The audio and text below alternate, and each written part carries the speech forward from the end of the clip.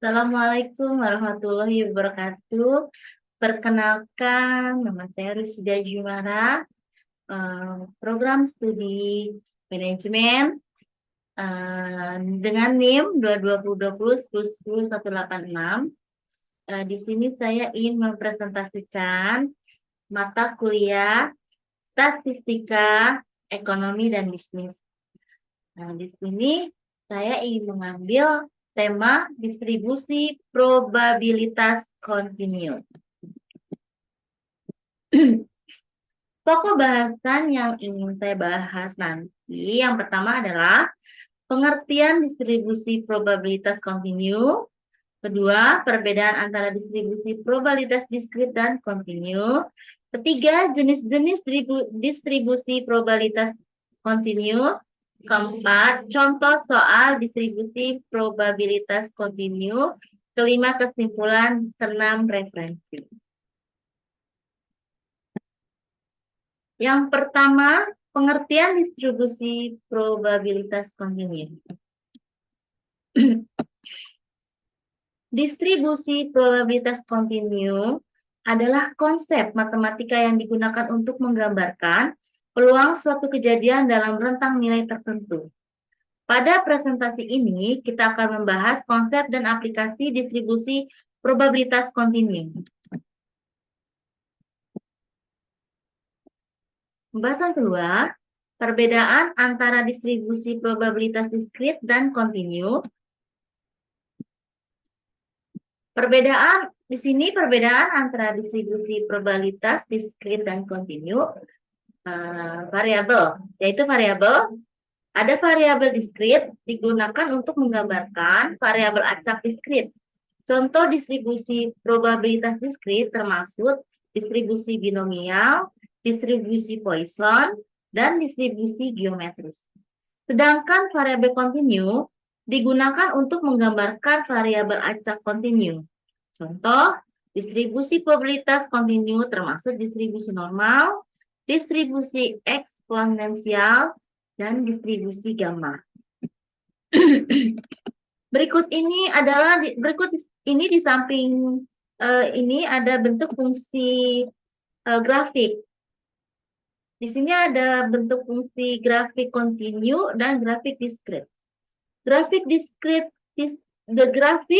distribusi probabilitas diskrit berbentuk batang atau titik yang terpisah dengan probabilitas pada sumbu vertikal dan nilai-nilai diskrit pada sumbu horizontal.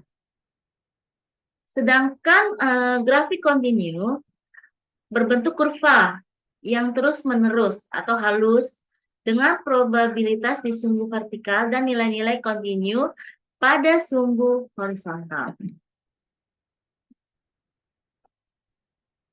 Notasi. Notasi ini ada dua, diskrit dan notasi kontinu. Notasi diskrit, probabilitas suatu nilai pada distribusi diskrit biasanya dituliskan dengan notasi P kurung buka X besar sama dengan X kecil kurung tutup, di mana X besar adalah variabel acak dan X kecil adalah nilai diskrit yang mungkin. Sedangkan notasi kontinu, probabilitas suatu interval pada distribusi kontinu biasanya dituliskan dengan notasi P dalam kurung X lebih kecil atau sama dengan B dan X lebih besar dari atau sama dengan A, di mana X adalah variabel acak dan A serta B adalah batas interval.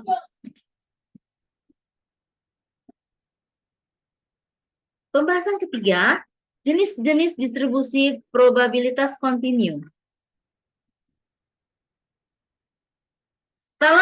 Distribusi normal, salah satu distribusi yang paling penting dalam probabilitas dan statistik.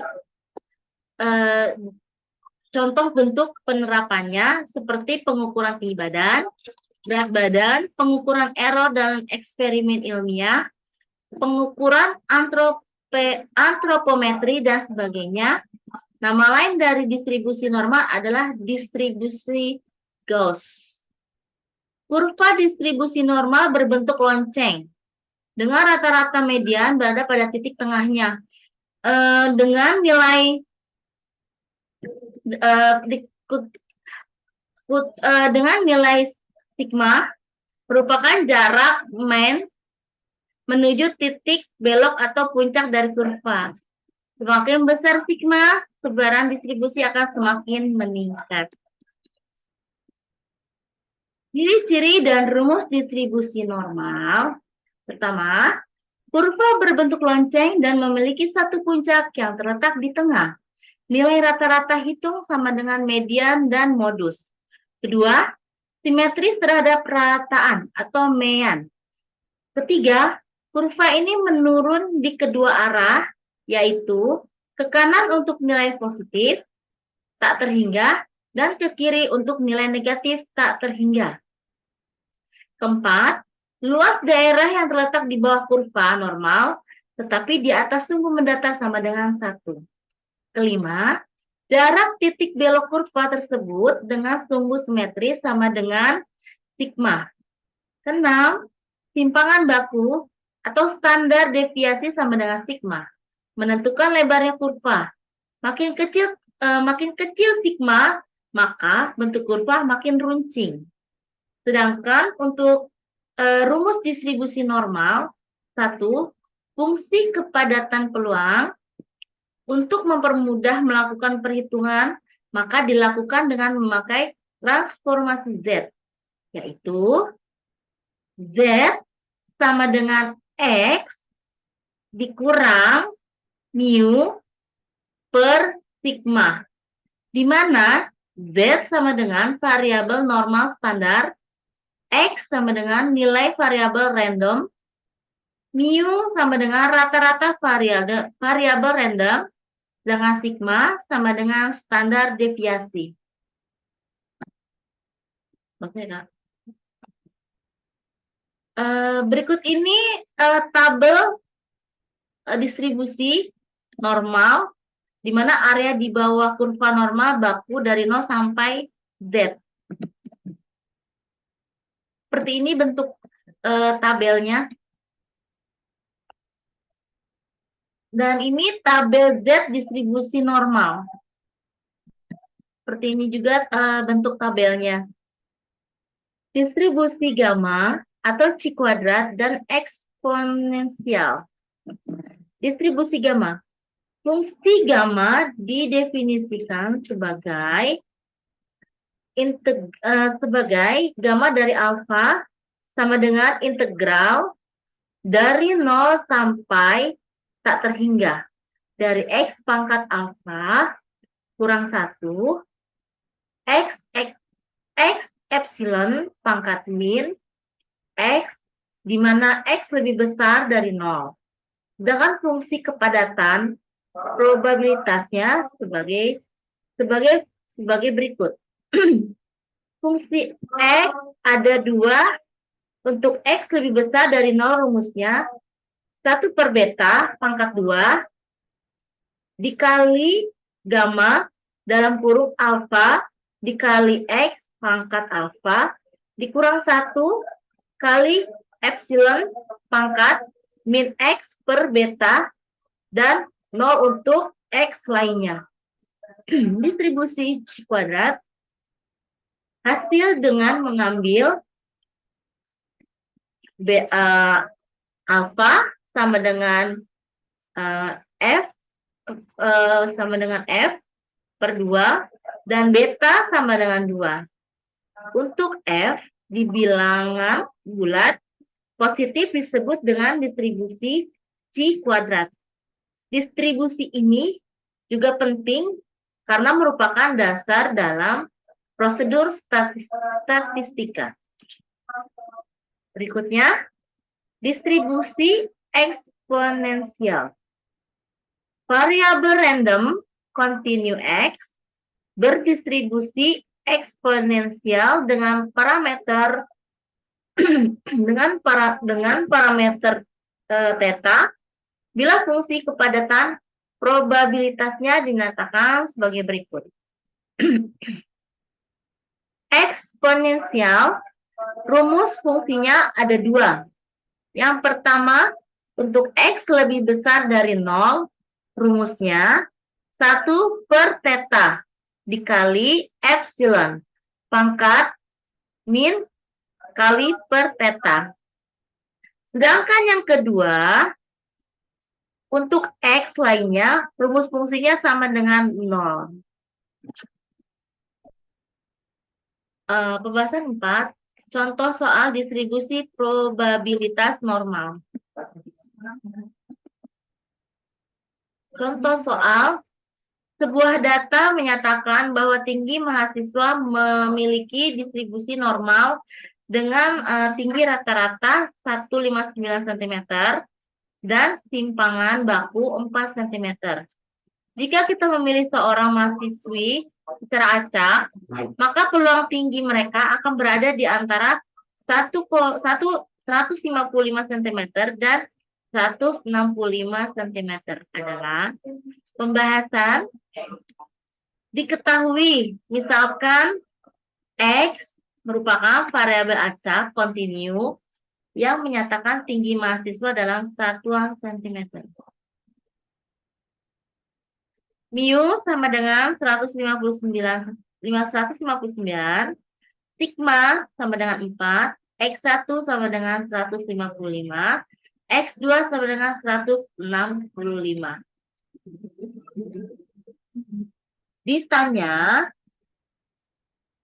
peluang dari X lebih kecil dari 165 dan X lebih besar dari 155. Dijawab, jawabannya mencari nilai Z. Z sama dengan X dikurang mu per sigma. Z 1 sama dengan min 1, sedangkan Z2 sama dengan 1,5. Benar. Mencari nilai peluang dengan melihat tabel 2. Mengecek tabel nilai Z, dalam membaca tabel nilai Z, untuk nilai peluang Z1 min 1, maka peluangnya adalah dihasilkan nilai sebesar 0,587.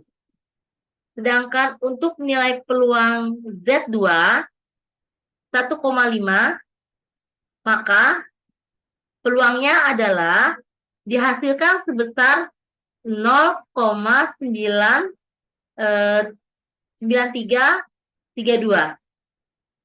Maka peluang dari X lebih kecil dari 165 dan X lebih besar dari 155 adalah 0,9332 dikurang 0,1587 sama dengan 0,7745.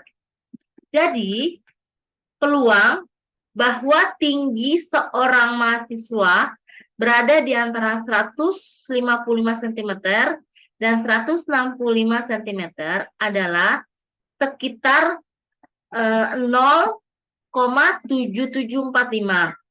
Atau bila dipresentasikan adalah 77,45%.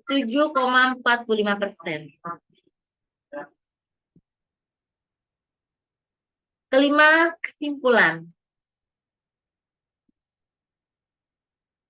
Distribusi kesimpulannya adalah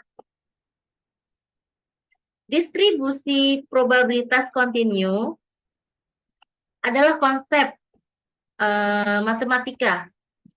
Adalah konsep matematika yang digunakan untuk menggambarkan peluang suatu kejadian dalam rentang nilai tertentu. Perbedaan yang terletak pada distribusi probabilitas diskrit dan kontinu ialah Pada distribusi diskrit, nilai-nilainya terpisah.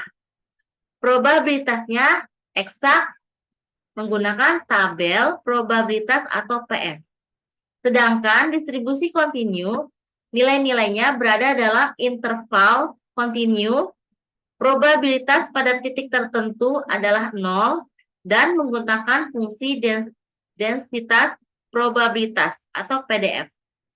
Jenis-jenis dari distribusi probabilitas kontinu seperti distribusi normal, distribusi eksponensial, distribusi T, distribusi chi-square, dan lain-lain. Masing-masing distribusi ini cocok untuk menggambarkan fenomena tertentu dan memiliki aplikasi di berbagai bidang statistik. Distribusi probabilitas kontinu memiliki aplikasi yang luas dalam berbagai disiplin ilmu dan digunakan dalam analisis data, permodelan statistik, peramalan, dan pengambilan keputusan. Penting untuk memahami konsep dan sifat distribusi probabilitas kontinu agar dapat menggunakan secara tepat dan efektif dalam analisis data dan pemecahan masalah dalam dunia nyata. Yang keenam, referensi. Demikianlah presentasi ini saya bacakan, dan saya mohon maaf atas kekurangannya. Terima kasih. Sebelumnya saya ucapkan wassalamualaikum warahmatullahi wabarakatuh.